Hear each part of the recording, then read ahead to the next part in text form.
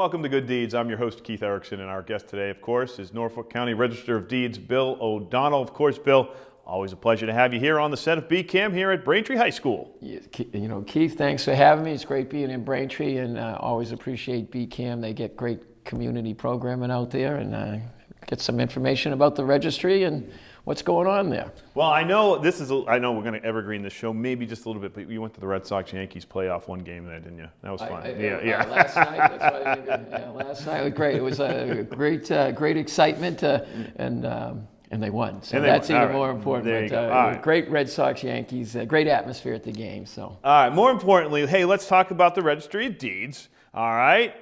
Not as exciting as the Red Sox-Yankees game. No, probably not. But hey, we'll get into it. If you're a Red Sox fan, you're going to stick with us here for a little bit. But let's talk a little bit about first, go with the stuff that people need to know. Where is it? And the website and all that stuff. We'll get that right out of the chute. Sure. Yeah. The Registry of Deeds, it's located in downtown Dedham, 649 High Street. It's been located in Dedham since 1793 when the county was started. So the Registry of Deeds deals with community land records. So if you've recorded your deed, you maybe have a mortgage, you want to check to see if it's been paid off, you might want to record a homestead, it all gets done at 649 High Street. Mm-hmm. And you can either come by and record the documents. A lot of people, if you come by, we have a customer service center, 781-461-6101, that you can call up if you have questions. But you can go on our website, and it's an information tool. It's at www.norfolkdeeds.org. Mm-hmm. A lot of good information for first-time buyers. And also there's a research component. We mentioned we've been around since 1793, and we deliver services a little different than we did then, but all the records back to 1793 are indexed and available for viewing from your home. So we've tried to bring the registry's records into people's homes and businesses. They can go on the website, www.norfolkdeeds.org, and you can look up the information, and it goes all the way back to 1793. In fact, if you enter Book 1, Page 1, the first deed is available for viewing. You can look at it. But then we had a project, History Comes Alive. We've transcribed all the written documents because from 1793 to 1900, over 450,000 documents were handwritten by the scriveners back in the day. We have typed out, so you can view the actual document, which is written, and then the typed out version. And in some of those documents, we have 4 presidents born in Norfolk County. There are deeds from the 2nd President of the United States to the 6th President of the United States, the Adamses. Awesome. So lots of good information, lots of history. But what I was going to talk about a little bit is the statistics. People are interested in statistics. Maybe it's the baseball theme of last night. But what I wanted to say, because of technology at the registry and because of a great team of employees, whether they're management, whether they're staff, union or non-union, the Registry of Deeds, people kind of forget, we're still in a pandemic, but at the height of the pandemic, the Registry of Deeds stayed open, stayed operational. We didn't miss a day. And fiscal 21, which was from July 1st, 2020 to June 30th, 2021, really the height of the pandemic, the registry collected, the Registry of Deeds in Norfolk, over $81 million, most of which goes to the state. It gets used, the state monies get used for local aid, get used for public safety, education, social service programs, but some money stays in the county, at the county offices. And some of the monies, like the CPA monies, which are collected, and that's the Community Preservation Act money, 19 out of 28 communities in Norfolk County have passed that. So the monies get collected, go to the state, and eventually get back to the community. So lots of activity, and the registry workers did a great job, and the registry technology kept us open, and I think that's important. And we've kind of seen a slight drop-off. We're bringing statistics from now, July 1st to September 30th of this year. It's the first quarter, and there's been a slight drop-off in statistics. For instance, the total documents recorded in 2020 in the first quarter were 49,846 countywide, and it dropped off to 48,341. That's a 1,505 decrease, or 6%. 3%, I'm sorry, 3%. there was a little bit of a document volume decrease in Braintree, but only 76 documents. So Braintree's holding their own as far as this slight drop in overall statistics. And a big part of that was mortgages. There's less and less mortgages being recorded, and countywide it went down from 12,900 in 2020, again July 1st to June 30th, to 10,869, and that's a 16% drop off. And in Braintree, there were 727 mortgages recorded, 550 this quarter, and that's a drop of 24%. So again, you can see a drop of mortgages. We see a slight drop in overall documents. The good news is the deeds are up. When you look at overall deeds, and that deeds are documents where there are sales, whether it's a commercial, residential, someone's buying, someone's selling, and deeds get recorded at the registry. In the first quarter, it's up 10% in Norfolk County and 20% in Braintree. So that's good news. Sales are chugging along, and that's good news. There's been a slight decrease. Some bad news, however, is there's been an increase in foreclosure deeds and in foreclosure notices. Foreclosure deeds, it doesn't seem like much, but there was 18 of them, which is an increase from first quarter 2020 to first quarter 2021. And notices, which is the kind of the first step in the process. A lender files a notice saying, hey, this person's in trouble, we're going to start foreclosing. There were 30 notices, and last year there were only at the same time one. Right. So if you find yourself in that position, and there have been some filed in Braintree, no community is exempt from it. We have partnered up at the registry with Neighbor Works Housing Solutions and Quincy Community Action Programs, and it may have the name Quincy in it, but they've committed to help everyone, whether you're from Bellingham down at one end of the county to Brookline to Braintree. So reach out to the groups. And if you go to our website, which we previously mentioned, we have links to those, again, nonprofit groups. So they're going to give you some advice. They're going to give you some counseling. So if you're in trouble, go to them. We also have connections and links to the Attorney General's office, which also has resources available for anyone who may be struggling with not paying their mortgage or having a notice or dealing with a foreclosure process. We're talking with Bill O'Donnell here on Good Deeds. Thank you much for joining us this afternoon. And Bill, what does it mean, I guess, all the numbers that you just went through? Give us a feel of what you think it means and maybe a little prognosis into the future. My sense is, especially talking to brokers, talking to people that lend money, whether they're bankers or mortgage companies, and just getting a sense, talking to attorneys who get involved in this process, it does seem to be dropping off. Sales seem strong, but anecdotally you hear it's not that crazy. There's 10 people out been driving up prices. Prices are still up, which is one of the reasons all those collections are up. It's driven with transaction fees, but it's also driven by deeds excise, which is a reflection of the prices of the sale. So it appears that sales are still strong, but maybe not as crazy strong as it was before. I think in communities, Braintree's a great, well-run community. People want to live in Braintree. I'm from Norwood. That's that.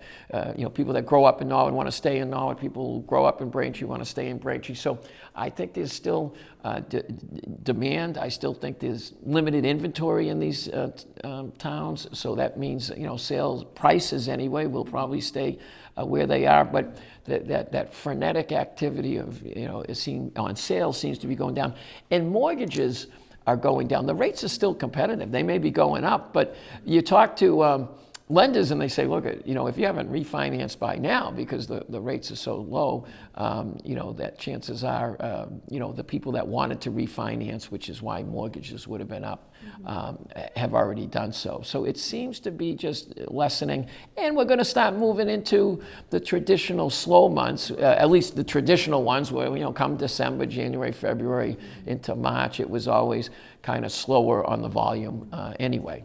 Talk to us a little bit about the when you were up testifying mortgage assignment, and talk to us a little bit about your role in the mortgage assignment, and can you give people an idea of what that's all about? Well, there is legislation up at the State House, and a number of people, a number of the Norfolk County legislators have signed on to the legislation, and it really came about because of consumers. You go out to office hours or you speak to community groups, and people would say, I don't know who's holding my mortgage.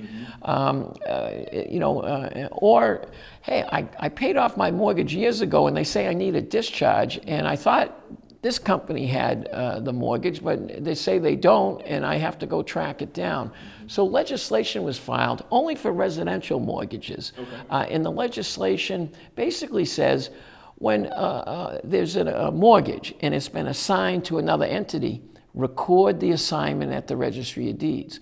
And why do we do that? Well, I believe in transparency, and I think it helps the consumer so that you can just go online and look it up. If these entities are failing to notify people, they never notify you about where to send the check. Right. What happens is when people need a discharge, for instance, well, we just collect the money. We're not the entity that pays off, that signs the discharge. So this legislation, and again, it's Senate Bill 1060 and House Bill 1576, basically say that if a mortgage is recorded and it gets assigned in the various ways by entities, that those assignments get recorded at the registry. It's opposed. It's been opposed, and I got to thank Senator John Keenan as one of the sponsors. He represents Braintree. So we testified on it, and last year there was progress. We got it reported favorably out of the Judiciary Committee, but it stopped. It's a new legislative session.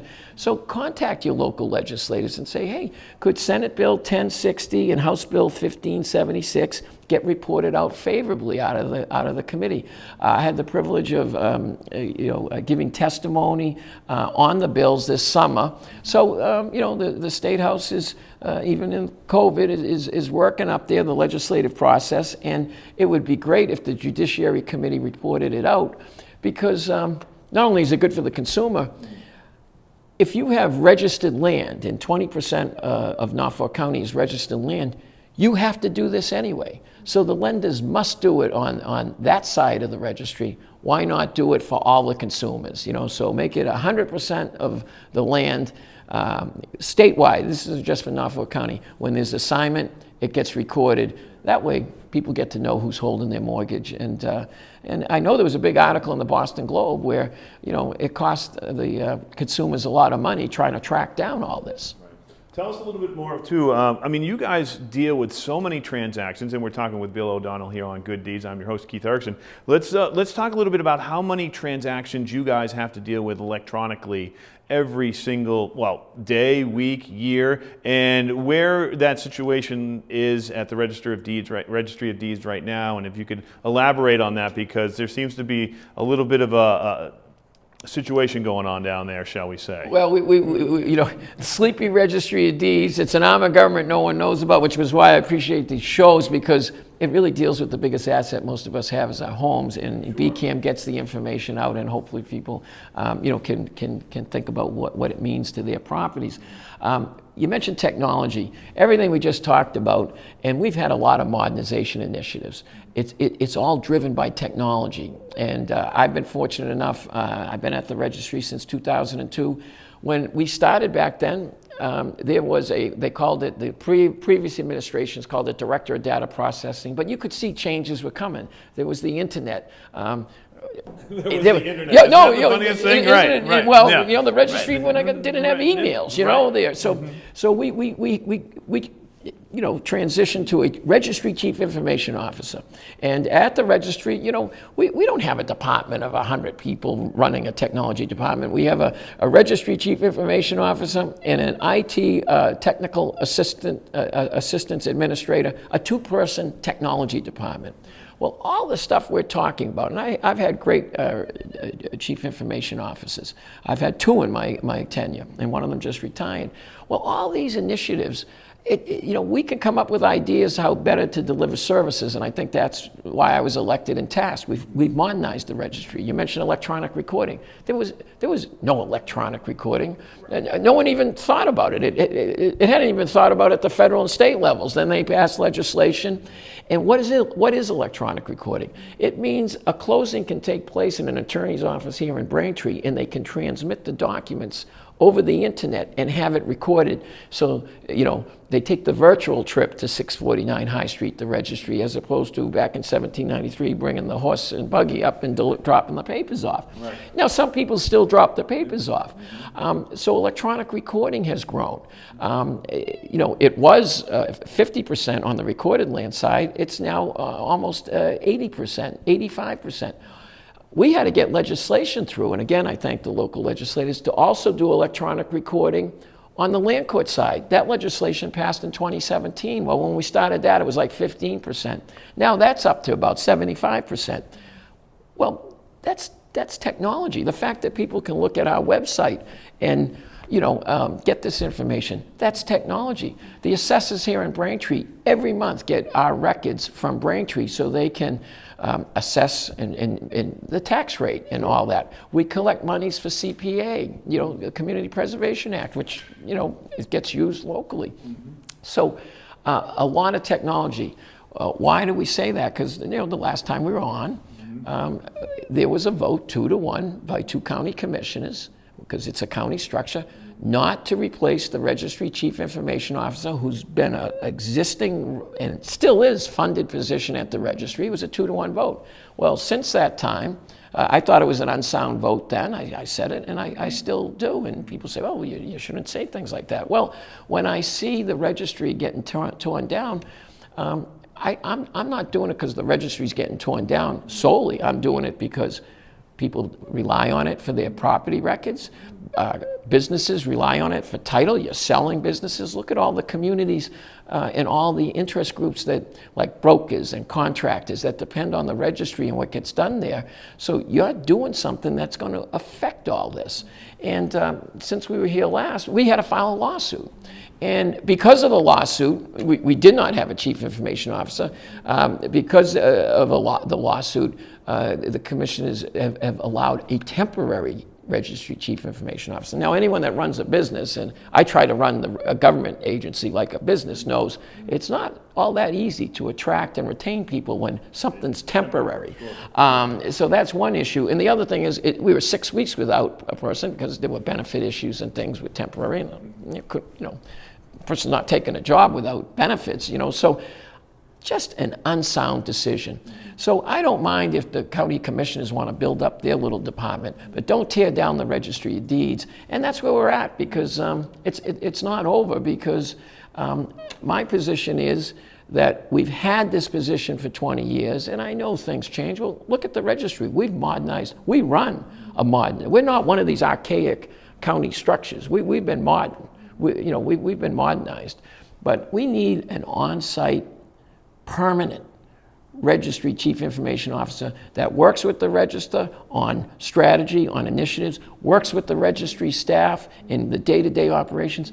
More importantly, works with the stakeholders and the registry users. I know the registry chief information officer works with the assessing departments and getting the documents out, and of course the general public. So not only do I need the registry chief information officer, as I have had it for 20 years, I need the registry IT technology department. We've had one. The county may not have had one years ago, but we have one, and we've had one. So if you want, I'm a big believer in building things up. I don't build up things. Don't tear down the registry. And why should people care? Well, if you own a home, you might want to care, because the title to your property could be affected. Because 205,000 documents just in 1 year got affected. What about cybersecurity risks? What about what's going on in the real world? Don't people think about what's going on in the real world? Like 80 million or 81 million? We collect $81 million. And right now, and I've put it on the line, what's the steps in this era of cybersecurity and in this era of ransomware? It is reckless and a bad policy not to have a registry IT department that is on site dealing with these things all the time. Absolutely reckless and a bad policy. And again, it was a 2-to-1 vote. One of the county commissioners on that vote on June 30th said it was a dereliction of duty not to do it. That was a county commissioner's words, not mine. But I concur with that opinion. Sure. Well, we'll continue to monitor that situation for sure. Unfortunately, I think it's, Right. the battle goes on, Yeah. Well, maybe registry would be like the Red Sox. We got to Just win keep on on it. winning, baby. Just keep on they could be winning. the Yankees. Right. Well, we are here with Bill O'Donnell. He is the Register of Deeds down there in Dedham. And my name is Keith Erickson. Thanks so much for joining us here. We are inside the studios here at Braintree High School. Bill, are there any other numbers you want to share with us? That I know you have the Bill Belichick playbook over there, numbers over there. Are there any more numbers you got over there that you want to share with the people? It didn't work out too well for him the other night against Brady either. But, there are stories behind numbers. For instance, homesteads.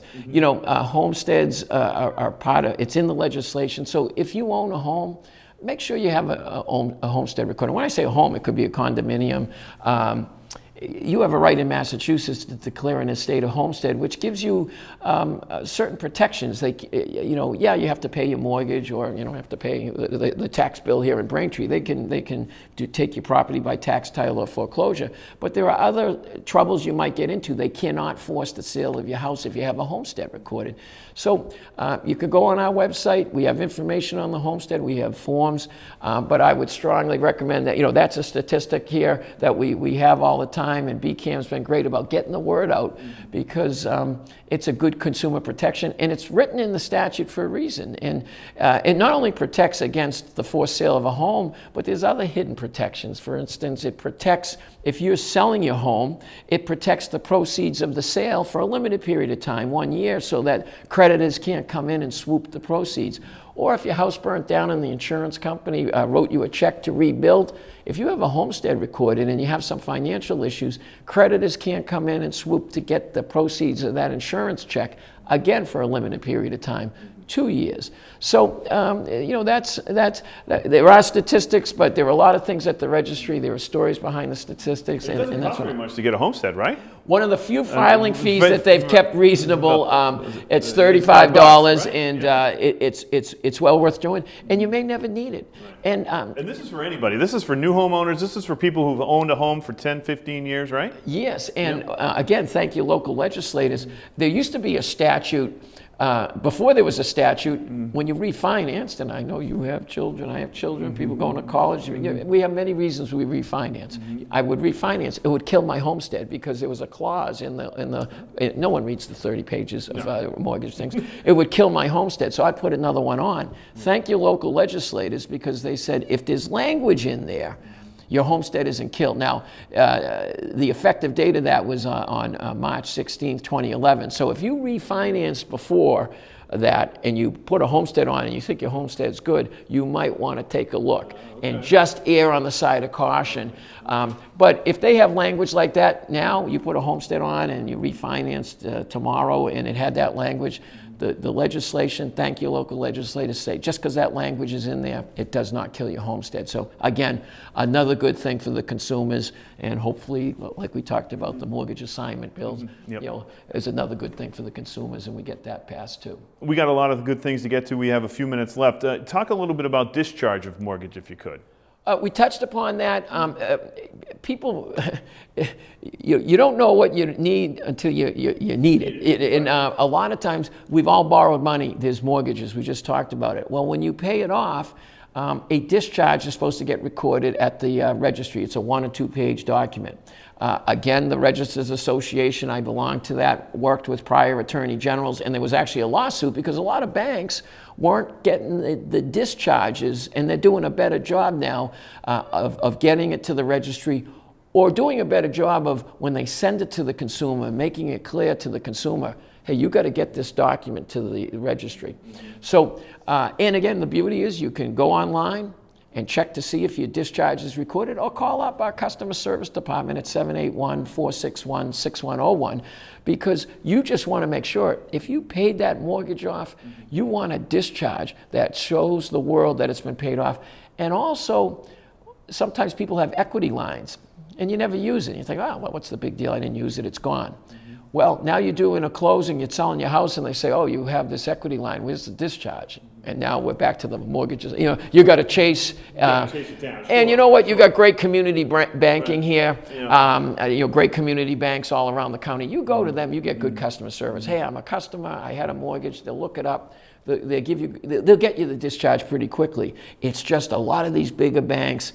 Sometimes they don't follow the same practices or rules like the local community banks, and the discharges are kind of tough to get. So. All right. Well, talk to us a little bit about the Registry of Deeds community involvement, if you could. I know you just brought it up pre-show, so I want you to tell the story. Well, on the suit, yeah, because with COVID, we really weren't collecting suits. We were just trying to stay operational. Sure. All of a sudden, we've had a lot of suit deliveries. There was a local attorney in Dedham, beautiful suits, shoes, everything. Sneakers. He's relocating to Florida, and so that's on our Suits for Success program, and that's just one community outreach program we do. And we just, we've been not just suits. We have them dropped off to the registry. Some people, there was a need for women clothing. There's just a need for sometimes a nice casual clothing, belts, pocketbooks. We collect that items. And what we do, recently we had Man at Health, which is out of Quincy. They sent people over to, they have people that need this. And so it's a good program. Some people just want to clean out their house for whatever reason. And again, it can't be, it has to be decent. And it started because people were in need of interviewed clothes. But we have a group, Inner City Weightlifting. They come out of Dorchester and Quincy.